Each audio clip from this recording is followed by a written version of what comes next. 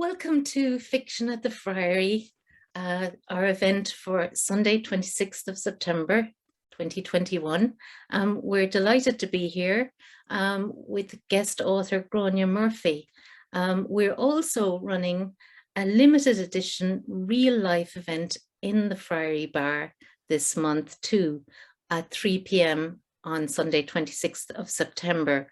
At that event, we won't have an open mic.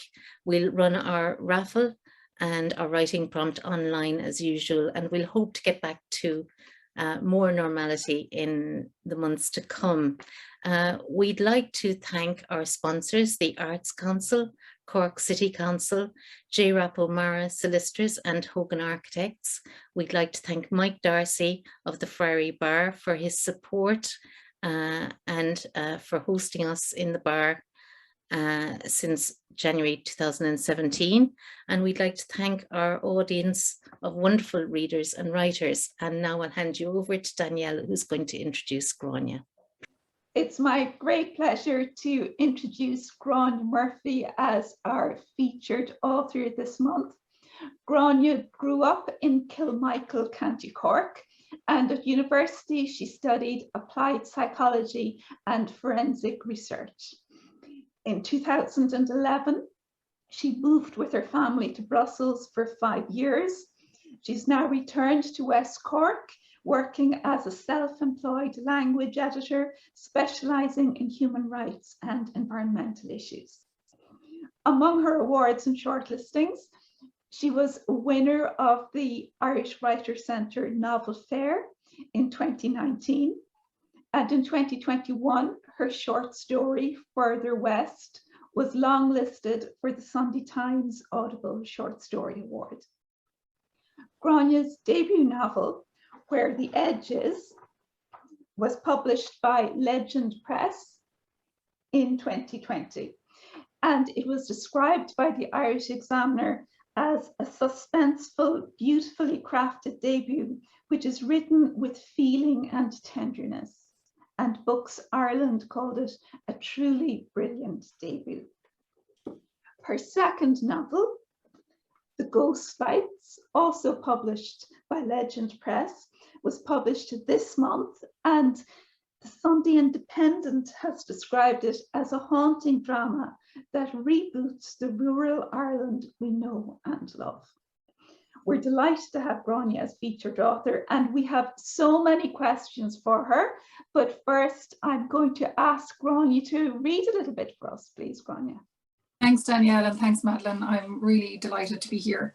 I'm going to read a little section from The Ghost Lights, and I've chosen this section because it is one of very few in the novel that shows the three women from whose perspective the story is told. It shows the three of them together, and as with all Irish families, it shows them gathered around the table. They gathered around the lunch table, drawn there by fresh bread and years of conditioning. Ethel and Shay had arrived home within minutes of each other, neither keen to talk about their morning. Marianne toyed with her soup spoon, looking sidelong at Ethel as though she were an alarm about to go off. "What are you working on today, Shay?" Liv asked. When it became clear that it wasn't enough to make lunch, she must also power them through an hour in each other's company. "Physics, mostly," he told his bowl. Marianne managed to look away from Ethel for long enough to shudder. "I hated physics. At least in maths, you weren't expected to understand the why behind it all. You just plugged the numbers into the formula and away you went." "I sort of like it," Shay said. "The why part, I mean. Maths always seems a bit clinical." "I hadn't pegged you for a romantic," Marianne said, poking his shoulder. Liv watched poor, awkward Shay blush up to his 2 ears. People who nudged each other should, in her humble opinion, have their elbows ceremonially snapped and the pieces handed back to them. "We are who we are," she told herself. That stupid mantra was all that was left of her yoga phase. Strikes 1 and 2 were the coldness of the village hall and the indignity of contorting beside the postman while he executed a better sun salutation, respectively. "The radiator number 3 is making that noise again," she said to move things along. "Did you ever think about plumbing, Shay?" Ethel said, buttering bread with the focus of a woman thinking in terms of soakage later in the day. "Ethel," Liv's voice was a warning. "I'm only saying." Well, don't. Shay's decisions are his own. Who are you telling? Ethel said. Maybe we should overhaul the whole thing, Marianne said, pushing her soup away half-eaten. Liv let her talk. What she wouldn't give to tell Marianne that it had nothing to do with her one way or the other. Shay was the first to finish, dropping his bowl in the dishwasher and mumbling something that might have been study. I'm going to head out for an hour, Ethel said. She made a production of taking Shay's bowl back out and rinsing it before replacing it together with her own. Weren't you already out this morning? Marianne asked. I thought maybe we could have a bit of a chat. Ethel sniffed. It's Holy Week, whether you like it or not. We're taking it in turns to do an hour in the Perpetual Chapel. She shook her head gently at Marianne. City life has you ruined. Here you are, neither fish nor fowl. There was a blast of cold air as the back door opened and closed behind her. That was uncalled for. Marianne looked as if she might cry. She needs a cure, Liv said, enunciating every word as clearly as if her sister were a middling foreign exchange student. She's never gone this early, it's barely 2. She was wearing her good shoes, Liv said wearily. Should I go after her? Unless you're planning to buy your round, I wouldn't, there'll be a scene. For fuck's sake, how long has it been like this since Dad died?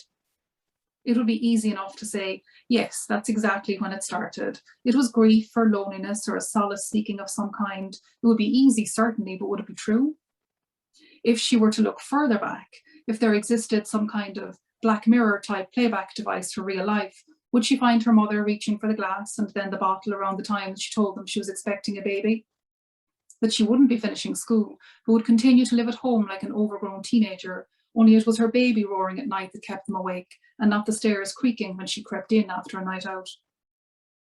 No matter what angle Liv came at it from, she couldn't decide to her satisfaction if it was shame that first drove her mother to drink.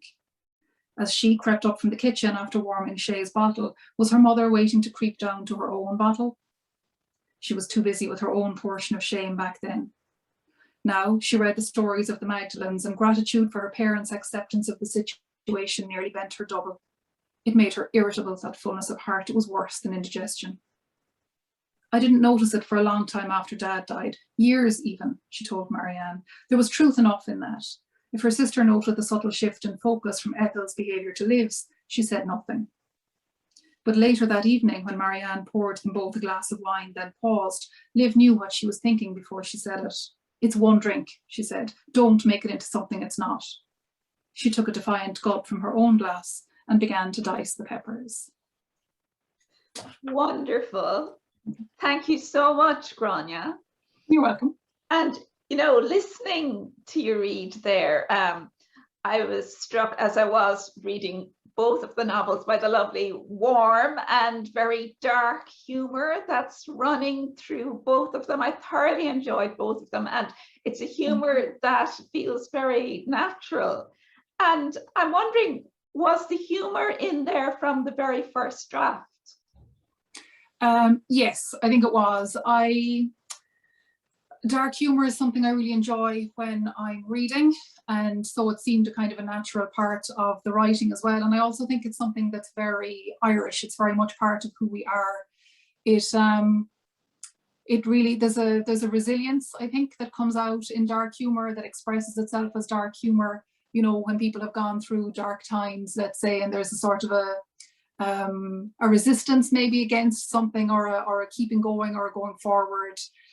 So it was a very natural fit then, I felt, with, you know, identity novels. And even if I hadn't sought to put it in there, then it came out in the women anyway. That was just the way they spoke. It's the rhythm of the speech, and that type of humour is what I'm used to hearing. It's what I grew up with, and it would be very normal and very natural, I suppose, in our everyday. The messiness of families is something that props up in both the novels as well.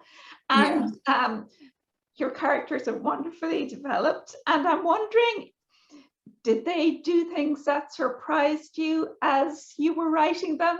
And did you find that having a background in applied psychology helped you in developing characters as a writer?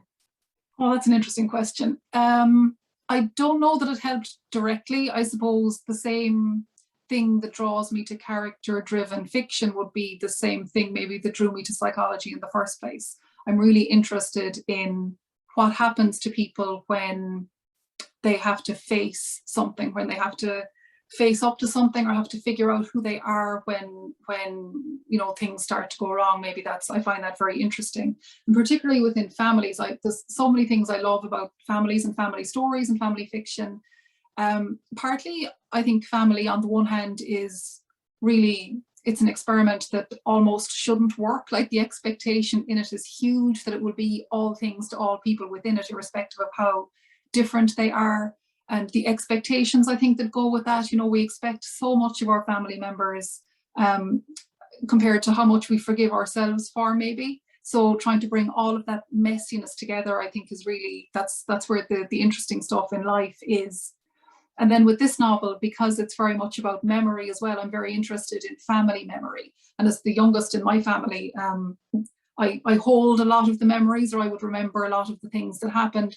But of course, memory in family is very much a function of perspective, you know, so everybody has their own view on what really happened with a particular thing. And that was one of the things I really wanted to explore in the novel. So I gave them all the same memory of going to see the statue and going to the grotto together the one time that they went. And of course, they all remembered quite differently. And I did get a great kick out of doing that. I really enjoyed writing those scenes and looking at what each of their focus was, or what their worries were, or what they were there for. And I thought that's a nice way of, I suppose, the internal messiness, maybe, where you get the difference between who somebody is to themselves versus who their family see them as, you know. I think I remember Stephen King saying at one point somewhere that for him, a story starts with a situation. And I was struck by how good you seem to be at having an eye for a situation that makes a great story, because your first novel, there's a bus that gets swallowed up when a road subsides with passengers on it, and, you know, wonderful premise for a story. And again, in Ghost Lights, there's a guest at a B&B whose body's found in a lake. And I'm wondering, at what point do you know that there's something there that you're going to build a story on? When do you know that you've found a good idea? I always have the characters first. So I would usually hear a character, or, you know, so I would in the first novel, in Where the Edge Is, Nina was in my head for quite a while, so I would walk around and I would hear things in her voice, so I would know, okay, well, that's coming from her, that's part of the way she sees the world. And in that particular situation, I had a couple of those characters, and then at home one Sunday evening, there was this really weird noise, and we went over to the window and discovered that the road outside our house in Brussels had completely subsided, and there was a bin lorry after going through the road. And that was, of course, consumed us all for a couple of days, and it was all very interesting, and all of the, you know, fire brigades and all of the rescue trucks and everything were literally, the tape closing off the road was tied to our front door. So it couldn't have been more immediate, but I wasn't thinking about it in terms of story until I sat down and started to work through the characters and think about, well, for Nina in particular, how am I going to get her to confront everything she needs to confront, and what's happened in her life and her daughter's death and everything. And then I remembered the bin lorry and thought, okay, maybe there's something I could do there. The same with the Ghost Lights, I guess. Everybody in Ireland knew the Peter Bergman story when it happened. And at the time I found it really interesting, where I was thinking a lot about what would drive a person to go somewhere that nobody knew them, to spend any amount of time in a place where nobody knew you, and to engage in behavior that strongly suggested you were trying to prevent people from finding out who you were.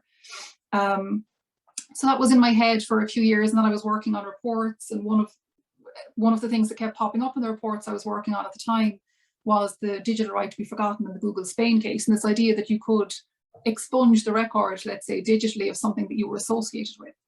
And I was really struck with what a weird idea that would be for, like, my grandparents' generation, you know, who would have been who grew up in very rural areas, and who would have been very much more concerned with the idea of being remembered than being forgotten. And then I was thinking, well, in a rural place, actually, it wouldn't be possible to expunge the record. Like, rural memory, or the collective memory that lives in rural areas, wouldn't allow for anything like that, you know.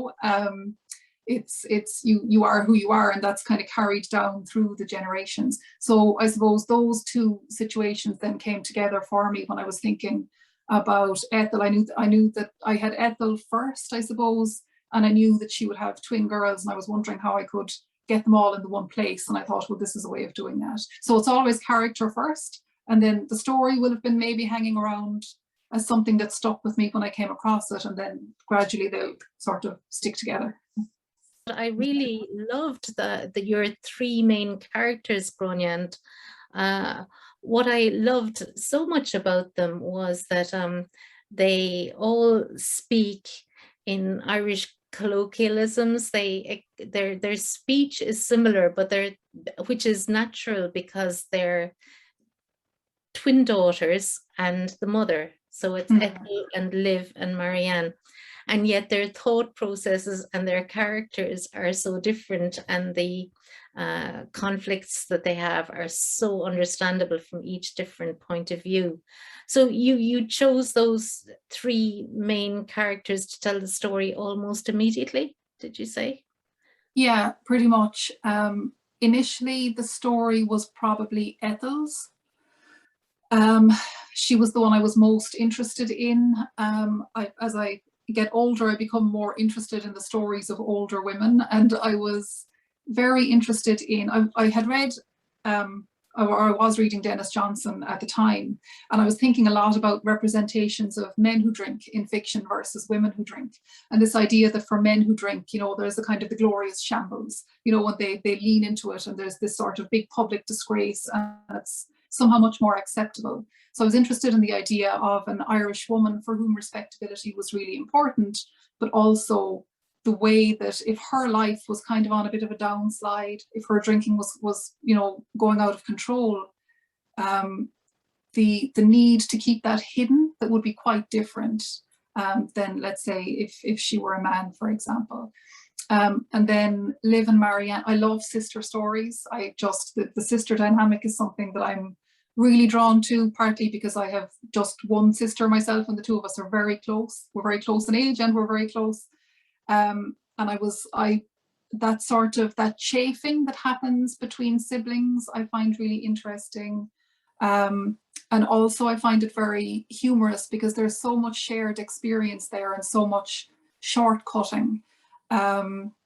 And I had gone through various iterations if one of them was older than the other, and in the end I decided that the only way to level the field was to have them be twins. So then neither one of them had any, that power dynamic maybe wasn't there, or that desire to impress that's there when one is older than the other. So I got rid of all of that, leveled the playing field for them, and then kind of let them at each other, you know. And a lot of humour, I think, came out of that, you know. Lest we give the wrong impression, you have a superb cast of supporting characters as well. This is not just the story of the three women, but their nearest and dearest, including some delightful male characters who, again, are neither good nor bad most of the time. But you obviously love the conversations, overheard conversations. Are you a sneaky eavesdropper? Oh, absolutely. Yeah, absolutely. It was one of my greatest joys when we moved home from Brussels, was being able to eavesdrop properly again, because I could do it there, but my slang maybe wasn't great in French, and so there'd be bits I'd miss. So it was really refreshing coming home to Ireland and being able to overhear little bits of conversation. And you do find, you know, that sort of magpie instinct where it's not like you're out there recording what people are saying or earwigging on a whole conversation, but there's maybe just a line or a phrase or an expression would stick. And then, you know, I'd make a little note of that. And then at some point it would find a home in one of the characters, or I would think, well, that sounds like something that person would say. And particularly, I think when people in the ghost lights, so Seamus has moved away, so some of his speech is a little bit different, but he gets caught in that thing where he comes back, and he comes back as the person he was, and he had great status when he was there originally, and he's still trying to hold on to that when he's there, you know. And he very much sees Liv as not having changed at all because she's still in the same place and she's still the same person and doing the same things. And that's very frustrating. You know, if somebody doesn't see the change that has come about in you over the space of years, you know, it can be very disrespectful. So poor Liv was caught between all of the kinds of feelings that she had for Seamus. Yeah, no, he was fun to write, actually. Yeah, without giving away any spoilers, you also have, interestingly, the apart from the man who stays in the BNB and unfortunately dies, you've got the other outsider who's Ed, who's Marianne's partner. And that's really interesting because you're allowing us a character who sees the people from this town in a different light. That I thought that was very clever as well. He's lovely. He is lovely. There's a great freedom in you know, putting in an outsider, so you can at once expose the things. One of the things I found when we were living abroad is when you have to describe where you're from, or you end up talking about home, and two things happen in that you end up talking more about the things that frustrate you about home, and you also end up talking about all the things that you're most fond of. So there's that funny dichotomy between the two, and popping in an outsider or a stranger into the story gives you the space to put both of those, or to wear both of those sort of perspectives in it. So to see the things that look really odd from an outside perspective, but also the things that are very precious to people. So it's a good, or at least I found it a very useful kind of window into Cooleroon, which is such a small, enclosed, almost claustrophobic kind of little place. It's a village with a lake, a pub, a kind of groovy restaurant with two lobsters in a tank, and a dilapidated playground. The hotel, don't forget the Hotel Dillon's. Oh, I'm sorry, the hotel, yes, yes indeed. Grainne, can I ask you, how and when did you studied psychology and forensic research. How and when did you begin to write, or were you always writing on the side, let's say? No, I wrote a bit as a child. Terrible rhyming poetry that thankfully hasn't survived the many house moves. I started to write properly when we moved to Brussels. I find writing very clarifying. And we had moved abroad. The middle of our three children died before her first birthday, and we moved shortly after that with our then 2.5-year-old, and the baby was 2 months old.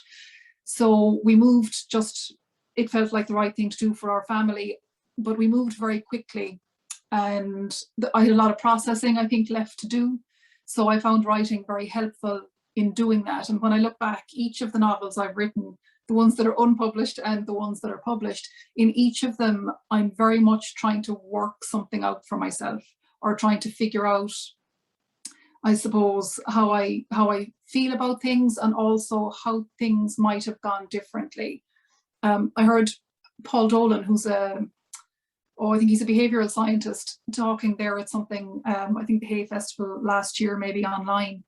And he was talking about how with the big questions in life, there's no counterfactual. You can't do your life over. You can't say, well, the next time I'll do it this way. So for me, writing is kind of the closest thing to that counterfactual. So you can put yourself into different situations and say, well, if this was to happen again, how would I behave?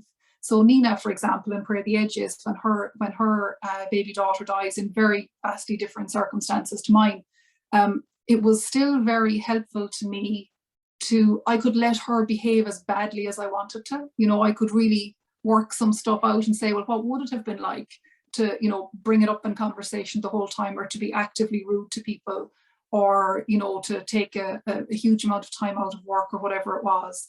And like emotionally, that's really helpful, you know, because you can do it safely and then go back to your own life in a kind of a controlled way afterwards. That it is so interesting, and I'm so sad for you. These terrible things that happen, I suppose, have some, you know, in dealing with them, I suppose it's very, very helpful to be able to have something else perhaps that you can have control of, which for example Absolutely. is brilliant book. It's yours and you had total control of the plot, and yet it is about different reactions to death, but it's also incredibly darkly humorous and entertaining and full of life. So it's a remarkable achievement, and I totally congratulate you, Grania. I'm just wondering, would you like to read another little bit from it, do you think? Sure, I will do, yeah. That's lovely, thank you. This time I am going to read I'm always a little bit afraid that when I'm talking about the book, I talk a lot about three women and that Fred kind of gets forgotten a small bit, because he's the catalyst maybe in the novel, even though it isn't really his story. I was more interested in the effect he had. So anyway, to write that balance, I'm going to read a little section with Marianne and Fred together. Okay. Outside, the sun was still struggling to heave itself above the horizon. It had its heavy boots on, as her father would have said, and she would have replied that a person only needed 3 shades of green and brown to paint Coolroom. She stood on the footpath for a minute. The trouble with takeaway coffee was that she had nowhere to go with it. She would take it to one of the benches on the lake path, she decided. Since the path was finished a few years back, people never stopped talking about the wonderful resource it was right on their doorstep. Whoever designed the bench wasn't quite such a wonderful resource. Who in their right mind would place the seat so that it had a view of the trees and the ditch rather than the water? Someone from Coolroom, evidently. Marianne sat side saddle on the back of the bench and sipped her coffee, trying, as she always did, and failing, as she always did, to find the sweet spot between scalding and warm. She recognised Fred Stiller walking towards her while he was still 100 yards away. He crunched along rhythmically, as neat in his movements as his dress. Dapper, that was the word for him. For a lot of foreign men, really. Although she thought as he drew closer, maybe it was simply that they had the knack for hats. On more sophisticated heads, they looked like accessories instead of simply something to block the weather. Ed, to give him his due, could carry off a hat with aplomb. It was his only stipulation about couples' Halloween costumes. They had to feature a hat. "Hello, Mr. Stiller," she called when the gentleman was within earshot. "Fine morning for it." He tipped his hat in response, and she thought for a moment that he might continue on his way. "May I sit?" he asked her. "Be my guest." They both laughed a little awkwardly. "It is very beautiful here," he said, "but might I ask the reason not to face the water? Is it," he smiled self-consciously, "local fairy lore like you mentioned?" "Not at all, I'm afraid. I suspect that logic might not have had a lot to do with it." Marianne climbed down onto the seat proper, and they sat together in silence for a few minutes. It was odd, she thought, to sit in relatively comfortable silence with someone she didn't know from a hole in the ground. "I read the leaflet in my room," he told her. "It struck me that there were rather a lot of foolish young men." Marianne laughed. "There certainly were. They were always chasing magical women and following the ghost lights." "The ghost lights?" "An ethereal light that rises to guide people home, or to a life of music and dancing in an eternal fairy kingdom, depending on who you listen to. These foolish young men, they believe in the eternal dancing, I imagine." "They do," Marianne agreed. "And your young man, is he foolish?" Marianne thought of Ed, carefully applying factor 50 from April through to October. "He's a great many things, but not foolish," she said, "although he may not be my young man anymore, so perhaps I'm the foolish one." He was kind enough to look out over the water while she composed herself. "If you're interested in fairy stories," she said, "have you come across the idea of changelings?" "Changelings?" He rolled the word, pronouncing the E and adding an extra syllable. "Not American at all," Marianne realised. "Not quite Ed's Netherlands, but not a million miles away either, she would bet. If the fairies liked the look of a human baby, they would steal it and leave a weaker version in its place. Goodness me, how does a person know the child is a changeling? They're cranky the whole time. Bad-tempered," she explained, seeing his uncomprehending face. "They feel they don't fit in." "That is more psychology than fairies," he pointed out. "True. Around here it used to be the teenage version of wishing you were adopted." She and Liv used to hurl it at one another during arguments. Which of them was the changeling? Who should just piss off and find your real family? It never failed to make Liv cry. Ethel's explanations that fairies were not real only served to increase her sister's hysteria. Only Dad could calm her, taking her outside and showing her the rowan tree, soothing her with explanations of how it protected the house. On Good Friday, Liv's room was the first to get its protected rowan branch. Adults know better, naturally, he added, in case he thought she was nuts. Of course, it is not the adult who changes, but the world around him. He gazed off into the distance, the bright sun making his old eyes water. A swan, he said, after a moment, pointing. He sounded pleased, as if it was his discovery. They mate for life, you know. Yes, the second one must be around here somewhere, she said. A kind tourist myth, when the truth was the second swan was dead. The first spent its days sailing majestically up and down. Whether lonesome or relieved, it was hard to tell. Its emotions, like its feet, did their work in private. Marianne glanced at her watch. Ed should be on his coffee break around now, unless he had an anxious patient and worked through, unwilling to rush them. She stood and stretched. I leave you to enjoy the sun, she said. Mr. Stiller nodded and tipped his hat again before returning his gaze to the swan. 100 yards down the road, she glanced back over her shoulder and saw that he had remained stock still, looking over the water. Pour concrete over him, she thought, and he could be an arts grant. Ed would appreciate that joke. She took out her phone, pulling up his unread message from that morning and hitting reply. Come for Easter, she tapped out quickly. Too foolish or not foolish enough? She would know tomorrow. That's lovely.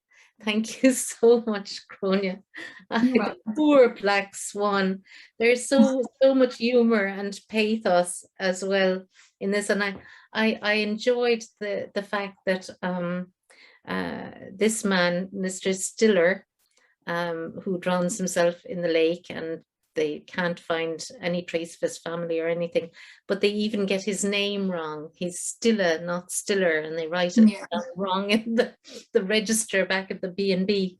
It's fantastic. You've published 2 novels in very quick succession, Grania. How did that happen? And you know, I'm presuming and indeed hoping that you didn't just write one in 2019 and one in 2020 and whiz them out, because it seems to me there's so much in there. You must have been working on both for some time. Yeah, I was. Where the Edges was originally written a few years before it came out, and then I rewrote it in 2017. I had been sending it out to various people and trying to get it published, and I had feedback to say, no, it needs to be more commercial, it needs to be more about the rescue, it needs to be more, you know, pacier and quicker, which I wasn't hugely comfortable with, but I duly sat down and tried to do that and tried to change it and to rework it. And it didn't fit me, it didn't suit me at all. So I had to go back to that particular agent and say, I have rewritten it, but actually I've pretty much taken out most of the rescue, and now I've just made it really all about the characters. And then it wasn't at all what she wanted, but I was much happier with it. And actually about, when was it, maybe a year ago, I was listening to Anne Patchett being interviewed on something, and she was asked for her advice, and she gave a piece of advice that I thought was brilliant, and it reminded me of that particular situation, where she said, when someone you trust tells you what's wrong with your writing, listen to them, but then when it comes to fixing it, listen to yourself. And I thought, well, yeah, that makes total sense, that you need to I suppose, have the courage of your convictions to a certain extent. And I had met Legend Press at an event in London in 2016, and then I was shortlisted for the Caledonia Novel Award for a different novel in 2019, and Legend Press contacted me to say, oh, well, you send us that one, we'd like to see it. So I sent it to them, but I also sent them the rewritten version of Where the Edge Is, and then they emailed back to say, well, actually that's the one we want, and we'd like to sign you for 2. So I had the ghost lights. I won't say quite finished. I had a first draft of it at that stage, so then I worked to kind of finish that, and they were the 2 that ended up being published. Yeah, so a bit of a long road. I was writing for a lot of years, but it's great that they're finally out there. Yeah, that's fantastic. Congratulations. And what's your next plan, Grania? Can you tell us what you're working on now? And I can. I have. So during lockdown, I suppose I was writing in very short bursts, it had to be said. You know, the way lockdown, everything had to be done in very short bursts, because concentration wasn't what it might otherwise be. But the short story that was longlisted for the Audible Award this year, the character, one of the characters in that, had stayed in my head, and she was always butting into other things, and I would think of her very often. I would wonder how she got to be in the situation she was in when we met her in Further West. So I spent my time, just before lockdown actually, I decided that I was going to write her story. So I spent, you know, a year or whatever then working on that. So that's now finished and is on submission, and I'm hoping that it will find a home somewhere, but I don't know yet. But anyway, while it's out, I've started work on something else, so that keeps me sane. Yeah. Gosh, you're wonderful, Grania, because you also have family to take care of and all of the other things that go with that, and your other work. So well done, congratulations. This is a Thank you. fantastic read, and Thanks, Madeline. it's been such a pleasure to chat to you. Just maybe a very quick question, if I may, about writing process. Do you have people that you show your works in progress to as you go along? I do, yeah. I did an MA in creative writing with Kingston University in the UK from 2015 to 2017. I did it by distance because I was living in Belgium for the first year of it and Ireland for the second year. And 3 of us that were on that course together formed our own little writing group, and we have a workshop every month. So we'll do 2 or 2.5 hours on a Sunday evening, and we'll swap our work beforehand. And we know each other very well at this stage, so there is no politeness needed. They will absolutely say to me, okay, you know, that's lovely, very lovely sentences, but you know, what's the point of that, or where is the story, or there's, you know, this is missing or that's missing.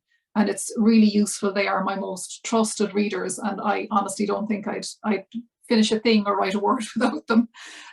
It's a wonderful, wonderful thing to have a trusted writing group, just for motivation, for support.